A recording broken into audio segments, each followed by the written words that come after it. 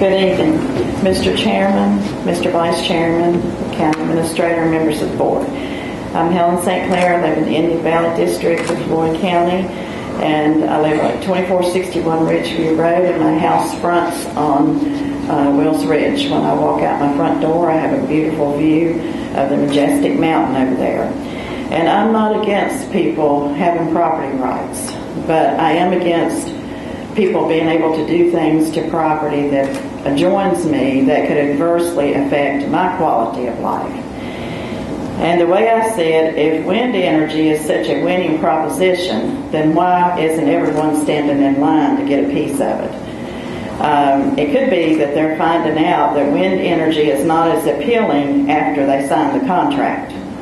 Or it could be that they're hearing about all the trouble of the wind turbines across the country and and overseas. Or it could be that they're expecting the bubble to burst, since some places are halting wind energy expansion, while others are placing a moratorium on projects even beginning. To use an old adage of hindsight's 20/20, well, it's true. We have an opportunity to see the future of wind energy through others' misfortunes, so we should wake up and take note. Now, some people have been saying that these wind turbines are wonderful, and that's their opinion. I have seen them across the country because we've traveled numerous times across the United States, and I don't think they're so wonderful, and they are very noisy. Some people think that they won't even be noticed on Wills Ridge. Well, something sticking up 490 feet in the air, I think they would notice it. And some people seem to think that the revenue from them is going to take care of all of Floyd County's needs. Well, I don't see any figures that supports that either. I feel like that James Delingpole made a very good statement. He said that wind turbines are nothing but bird-chomping, bat-crunching, taxpayer-fleecing monstrosities on our magnificent landscape. The truth is, industrial wind companies don't care about our mountains, they don't care about our water, and they don't care about our quality of life. They care about profit. Now, the comprehensive plan of 2002 states an overall goal to provide for the orderly and effective development of the county so as to protect the health, safety, and general welfare of all citizens, thereby providing a desirable living environment for this and future generations. The most recent comprehensive plan echoes the same goal: to be creative, prosperous, and a resilient community that respects its people and protects its farms, its forests, and water for future generations. Now it's time to act on those principles and vote in favor of a ridgeline height ordinance, one that people can be happy with, that they can build what they want to as long as it doesn't adversely affect other property owners. One that will protect our farms, our forests, our water, our quality of life, and our red, white, and blue ridge. Thank you.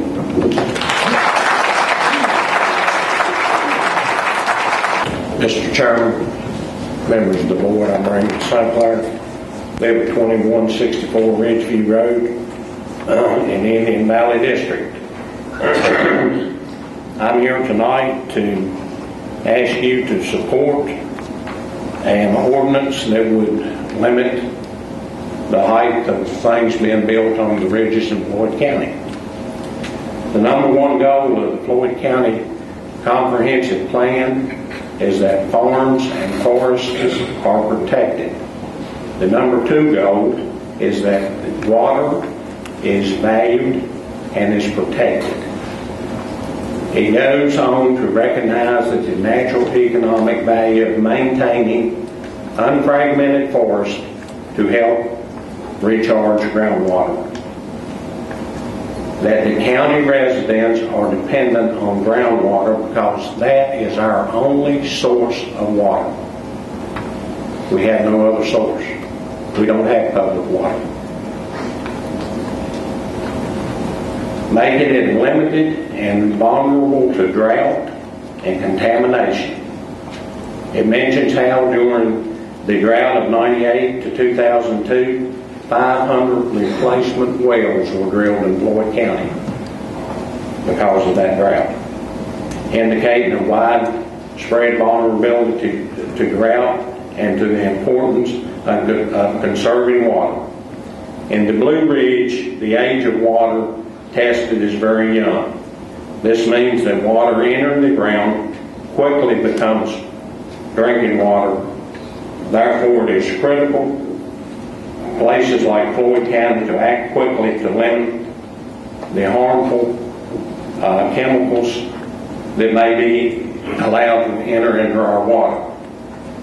With these facts in mind, how could you possibly consider allowing construction of a wind turbine power plant on Wills Ridge or any other ridge in Floyd County? This cannot be done and stay in compliance with the comprehensive plan. The construction of such a facility would fragment our forest. Extensive site preparation may alter the flow of underground water that feeds wells and springs in our community. Lubricants, solvents, and pesticides will contaminate our water. And how will water be conserved when thousands of gallons is needed to clean these turbines? You have the ability to preserve the beauty, the tranquility of Floyd County, and to assure the protection of our forests and our waters. Your vote for a ridgeline ordinance will do these things. I would ask that you would consider this and that you would adopt a ridgeline ordinance. Thank you very much. Good evening. First off, I'd like to greet some of the new members. It's nice to see new faces, and that you all are putting together two meetings for the benefit of the population is very commendable. I appreciate that a lot. To have access, and that you gentlemen make yourselves available to various groups and come to help people understand and get more in touch with their government as it works on the lowest of levels is a good start. I'm not opposed to people's property rights being theirs. I'm all in favor of that. There are limits, of course, things that can harm our neighbors, illegal agriculture, for instance.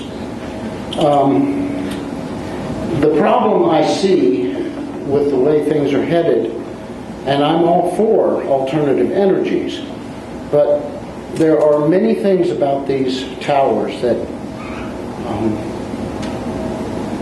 are not well stated or proven. First off, these things are greater in size than a Boeing 747 jet that you could set up there within the blade circle and height of the towers. 490 feet is pretty extraordinary. When these things, and they are having a great number of problems with numerous manufacturers, whether they be geared or non-geared turbines, are bursting into flames. I've got some spectacular footage of them if you'd care to. I know there's at least one fireman. I don't know if you'd be willing to get up there and drag the hose with you, but I'm doubting it. First off, these things are already becoming dinosaurs.